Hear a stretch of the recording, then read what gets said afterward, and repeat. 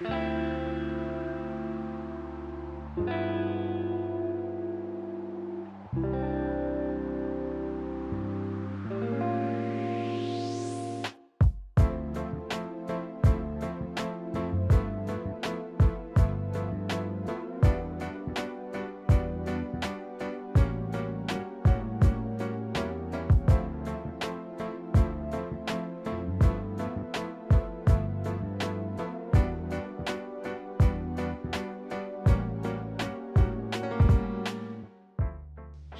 darlings.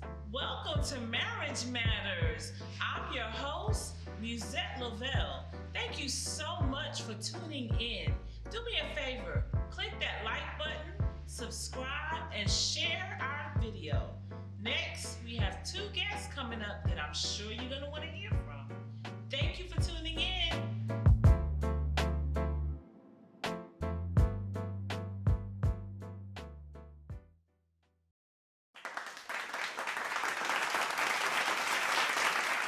Welcome, Blake. How are you today? Thank you for joining us. So, what I want to ask you is, as a child of a blended family, even though you were like a teenager, like what, 17, 16, 17, when your mom met Byrds, how was it for you? I would say by that time, since my father actually was married before they got together, I guess that kind of prepared me for what they were getting into. So it was like my maturity level already hit. So it's like I already knew how to deal with this. So it was like once Byrds came, my mom was dating like some other guys beforehand that I really didn't like, and I told her about that. And it was like after seeing Byrds and seeing like him the first few days, it was like I can understand that. I mean, I can see that he's different from the other guys. He actually talked to us. He respected my space, and he didn't come in like try to be all my face or whatever. Like my mom wanted to be. I said she could be nice. Oh, so she wanted him to be all in your face. Pushing him to talk to me or whatever. I was like, leave me alone. I get around to it. But I would say out of all the people in the bunch, I would say Byrds was the best one. And I felt like by that time my mom deserved happiness, and she's always deserved happiness. But it was the point to where I didn't want to be the one that stopped her from being happy. So I had to, step back with my mom, do the dating thing, see how things go. And after a while, he was coming around more and more. So it was just like, all right, so he can be around. So I kind of stepped back. I let him do the thing. I would say that he's never challenged me or made me feel like he's trying to overstep his boundary and trying to be my father. So I respect him for that. Has he given you like fatherly type advice? Yeah. Like, do you feel you can go to him if you have a problem? Or maybe sometimes, you're a guy, he's a guy. Us women, how we are about our son. You know how your mom is about your son. I know how I am about my son. So, is it like things that maybe you go to him in secret and don't tell your mom? Like, she won't get mad, I promise. I will tell her not to bother you about what it is later. As a person, I grew up very prideful, and I grew up like as the man of the house, so I get that from my father. I never really reach out for advice from anybody, to be honest. Except for my mom, she always notice whenever I'm down or whenever I want to talk. So she always comes to me. But whenever I'm in a situation where Byrds is around and he hears like our conversation, he always puts his 2 cents in. Like sometimes, it take me a while for me to like digest what older people are telling me. So I try not to react. I just sit there and listen for a while, and I just like digest it. All right. So he is, telling me something very useful. So I always thank him for that. But as far as advice, I wouldn't say I ever reached out to him, but he's always been there to give it to me whenever I need it. Whenever he feel like he has something for me. So on the flip side, even though they're not here, you mentioned that your father was already remarried, right?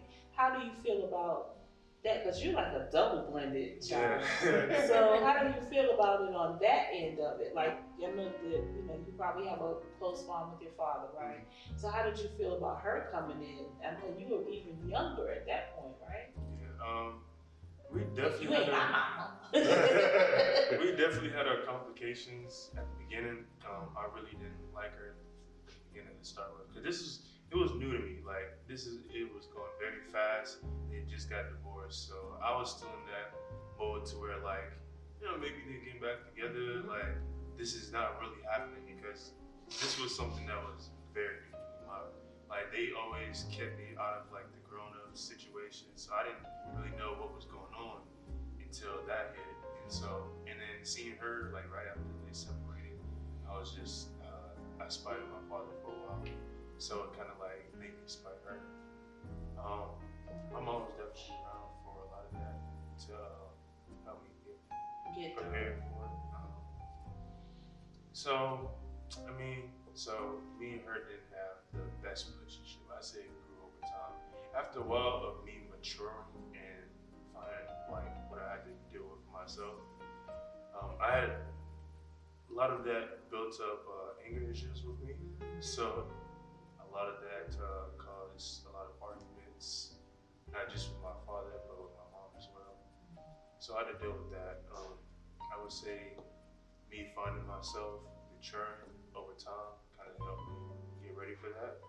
So at a point in my life, I had to just sit down and think to myself, like, my parents are never getting back together. So it was just. So reality hit. Yeah, reality hit, and after a while, I thought like it's for the best, because my dad's still going through his issues, and my mom doesn't do that. My dad has some anger issues that I kind of took upon, and. But you recognize it now. Yeah, let's just say the sins of the father don't necessarily have to be the sins of the son. Yeah. Right? You can break that. Don't say that you took that on you. I took it on, but my mom always like made me realize that building up over time, building up your anger is what's caused that. My dad keeps things in a lot. So with him keeping in things, that's what made him more and more angry over time. So I realized that I'm a very sensitive person, and I'm into poetry and releasing my feelings now. So that's what she motivated me to do. So at first I was keeping everything in, bottling it in, not saying nothing to nobody, and I would just explode, but I would explode at the wrong time, with the wrong people. And so she helped me realize that. So what advice would you give to maybe a younger child that's going through? Because you got it from your mom side, her remarrying, your dad remarrying, and you just being sort of left in the balance, right? What is the best piece of advice you could give to another child that's maybe experiencing that? I would say everybody's situation is different, but a little bit of advice I'll give to any child is, just accept reality. Stop thinking that things should be better. Stop trying to fix things that are already broken, because some things are broken for a reason. It's God prepares for even something that's better. God will everybody has that little toy as a kid that ends up getting broken and you never fix it again, but then your parents replace it with something else. That's what God did. That is good advice. It's really good. Thank you so much for being here. I appreciate you. I'm going to ask some more questions. I want to know, like being, around your in-laws, is there like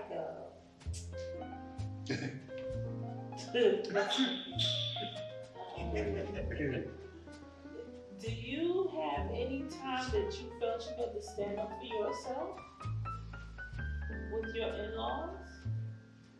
No, not with her family. Okay. I would say I never felt that. From day one, my mom, my dad, just her family in general, their culture is loving, but it's friendly, welcoming,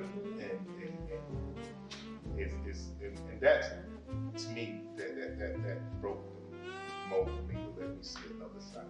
Because I think when we're growing up in families, sometimes we only see what we see. And I love my family. She knows that. My family loves her. But we was raised different. And sometimes I look at that, we so different, but we're the same.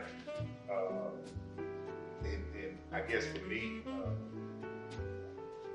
knowing that the way I was raised and seeing how she was raised, sometimes that was a struggle for me, but you learn to appreciate that. And I think with her family, it was more inviting.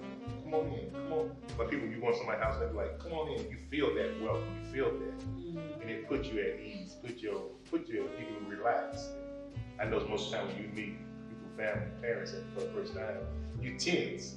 But I was tense going there, but once I got there, I felt that, and I was able to relax and be myself.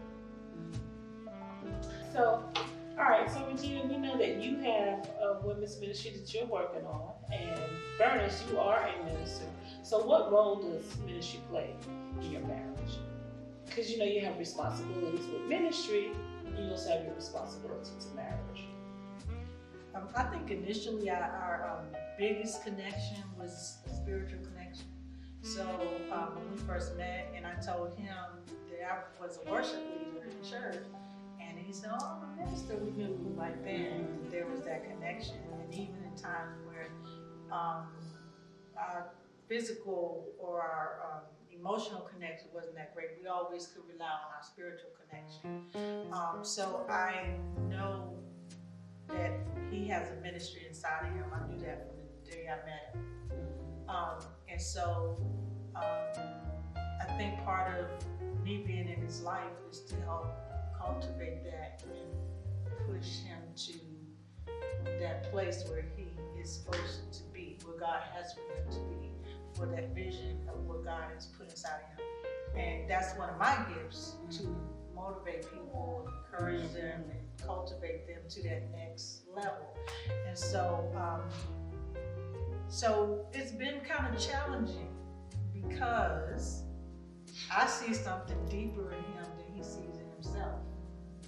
And so when he talks about the pride, sometimes when I'm, talking to him about things and getting him to go deeper,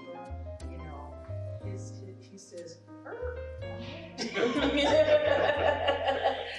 so, yeah. So, and the thing that I think probably gets to him is that God shows him things about him, and his youth, his childhood, how he grows up, his insecurities, just things that he's dealing with, and I speak to those things, and at first he gets a little bit mad about it, then he realizes, wait a minute, she didn't know that, so this must be God talking. So that's the awesome thing about him. Even when he doesn't accept things right away, he will hold on to that, and when he gets in a quiet place, he'll think about it. So I think that he's known all along that he was a preacher. Family knew, everybody knew he's a preacher. But ministry is more than just being a preacher. It's being willing to be vulnerable, dig way down deep inside and find that thing that God gave you, that gift, that genuine, sincere gift.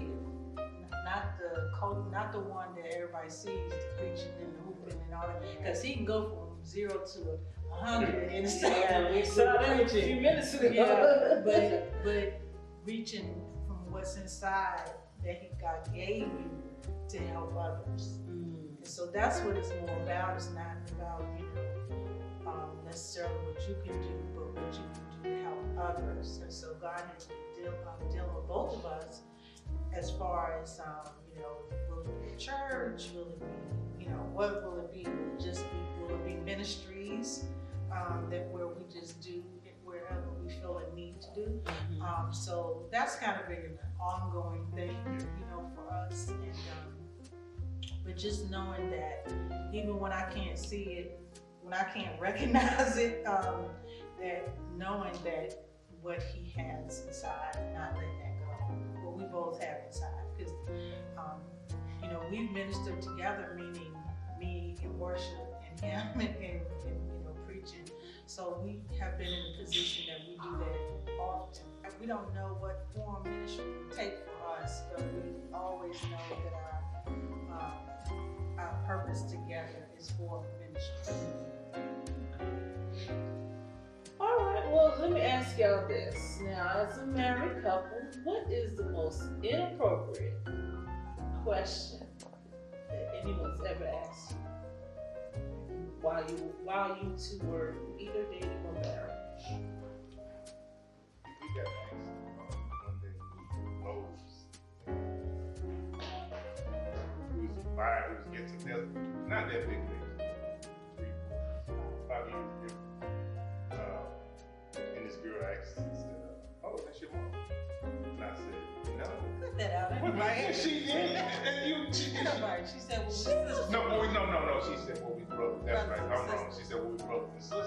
Because we get that a lot. That we look a lot. Y'all, some people say, y'all look like that way. Family related. Yeah. Well, too late for that. Yeah, too late for that. But you know what they say. You know what they say. You know, a lot of times you look like your soulmate. Have you heard that before?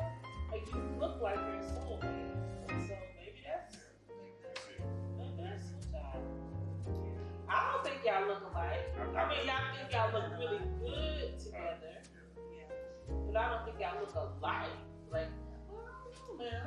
Now that you say it, what do y'all think? Y'all think they look alike? Yeah, they do look alike. Yeah, they do look alike. Yeah. Okay. All right. Well, So I can tell you one. Yeah.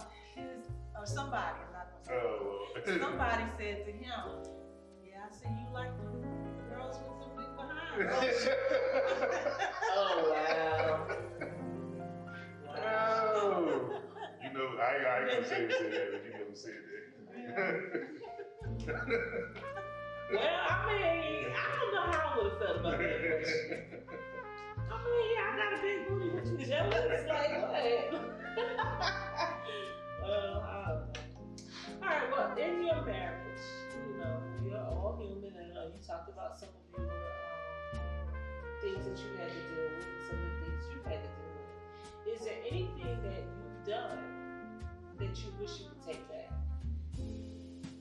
or that you wish you could handle differently? Not necessarily take back and have it not happen, or something that you would handle differently. We was living together. And I guess from people outside of who we were in the ministry, felt like, well, y'all shouldn't, because that's shallow. So that put a lot of weight. I don't know about her, but I know for me it did. But I knew in my heart it was the right thing. Whether it was right, whether it was pleasing in God's eyes, I felt like I needed to be there. So we moved in together. And over the course of that time, I would hear little bits and pieces from outside of marriage. People that kind of knew me in the ministry, would say that. So sometimes they wouldn't say it, but you know what they're saying, what they was insinuating. And yes, there was time that we messed up, for it.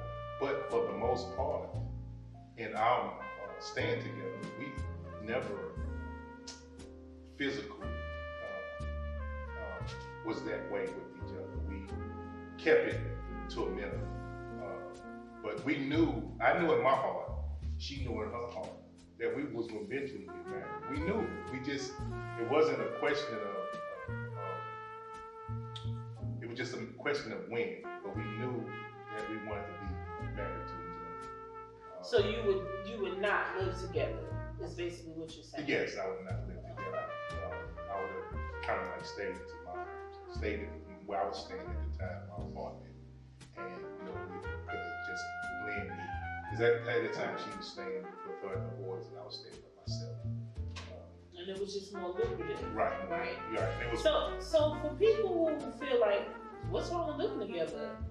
What would be your reasoning is for what? For embarrassment, for judgment, and judgment, and I'll be judgment and embarrassment. That will make people feel that that's not godly. So it's more from a Christian standpoint Right. than it is anything else. But on an earthly standpoint, it was lucrative for you to do it because you were saving money, planning for your wedding. Right. Okay. But you would not do it that way. Right. And what about you? What would be something that you would? Is there anything that you either would not have happen or that you would do different? I just think that some of the things that I've said out of my mouth, I wouldn't have said. I would give it some thought before I lashed out in anger. To say things that you can't take back once it's out there, and even though you apologize or and move forward, that's still something that if I said it towards him, that he might have back in his head. Do I really feel that way? Does she really feel that way? So I just would be a little more careful with some of the things that I've chosen to say, especially out of anger. Okay. Do you believe in the, we talked about submission earlier, but do you believe in the happy wife, happy life philosophy? Yes, but that don't mean it necessarily mean that because she's happy, then it makes me happy.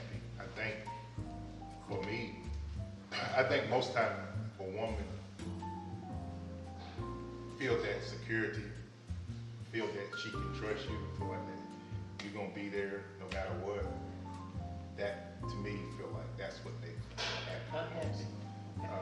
So if I'm doing what I'm supposed to do, first and foremost, seeking God for the things that we need to do for our marriage and for our family, then I think everything else kind of like lines up behind that. So what about the conflict though? Like if you come up against, say she wants to, Watch something. let's say she wants to travel to Europe. Mm-hmm. And you say, oh, I've been wanting to go to Jamaica my whole life. I got this money and I'm going to Jamaica, but my wife wants to go to Europe. Who gets the trip? I think that's when we both have to take a trip. We'd have to have it. Really? So you're gonna go on both trips? If it's feasible, yeah. No, but it's not feasible. So if it's not feasible, It's not feasible. You can only go on one trip. We can only go on She one wants to go to Europe, and you've been dying your whole life to go to Jamaica. And your boys is gonna be in Jamaica the same time, and you just, everything is all for you for this. You only got one block of time and one set amount of money. But she wants to go to Europe. But that would be, I would have to bite the bullet on that one because. So happy wife, happy life. Yes, but I don't know what you're saying. But then, if I love her enough, then I should. If I love her enough, I should take sacrifice. And I think that's what the insinuation behind the philosophy is sacrificing what you want so that your wife and then vice versa. I think when I would do that, then she would come around and say, "Well, now let's go to Jamaica." So you doing it with an ulterior motive. You doing it with an ulterior motive. No. I'm joking when I say that. I would do it because I think it would make her happy. Okay. All right. Well, I have a game. Now you two are ready to play a game with me? Yeah. Sure. Alright, so I'm going to give you a card that says her.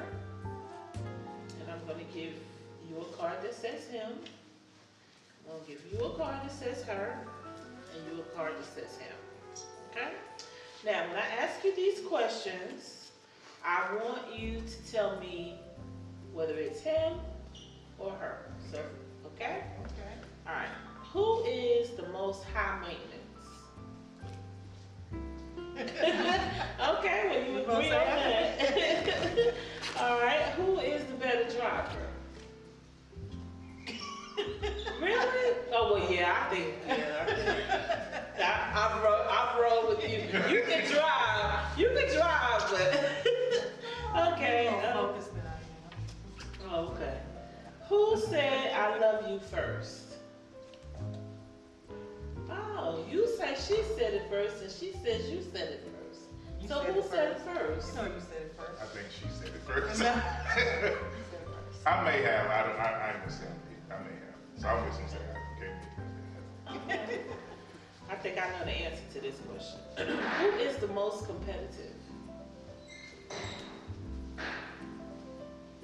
I ain't even look. You said she, and she says you, and I think it's you. You think it's me? I think it's you. I mean. She knows. Okay. Who starts the most arguments? Okay, well you guys agree on that one. All right, and then this is not a him or her question, but I want to know what is one thing you miss most about each other when you're not together? For me, just that feeling at home, feeling like when you get off when I work, and I had all day at work, Yeah. and I come home, and you can go into a house, anybody's house, but it's just the feeling that The you relax. relax, Yeah. and I can relax. Yeah. Let your Not be, head and I down. gotta be judged. Yeah. So to me, that So that's what you miss, the feeling of home. and that yes, that and that she sometimes say she might not. She always. I don't say it a lot, but she always say this, and her sons contest that. She always say, like in the morning, "Hello, hey baby." And sometimes I'm grumpy and I get up and I don't want to say it. But she says it, and so So it's it makes growing you on feel me. Right. more- yeah. So it's growing on me. Yeah. And now I'm finding myself getting up. Stuff. That's good. And what about you? What do you miss most about him? His silliness. He's silly. You like his silliness? Yeah. Look at him. His silliness. And his, I don't know how to verbalize this, but his covering, like he's big stature, big man, and I feel covered around him, so I guess it's protection. Okay. Well, one last question for both of you. What matters most in your marriage? Us.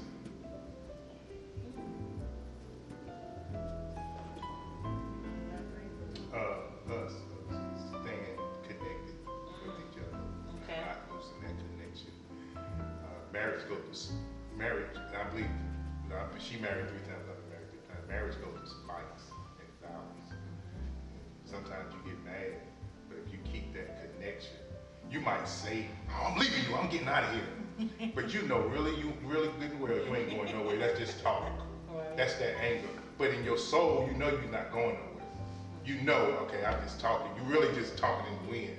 So to me, once you have that, and you have that, you might walk across the river, but you know you're coming back. Yeah. Okay. So to me, and I can't speak for her, but I know for me that keeps me together with her. That I know I'm not going.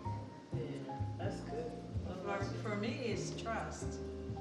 And I know that I can trust him with my life, basically, because if I'm about to fall off a cliff, you're gonna catch me, just that trust that I can trust him with my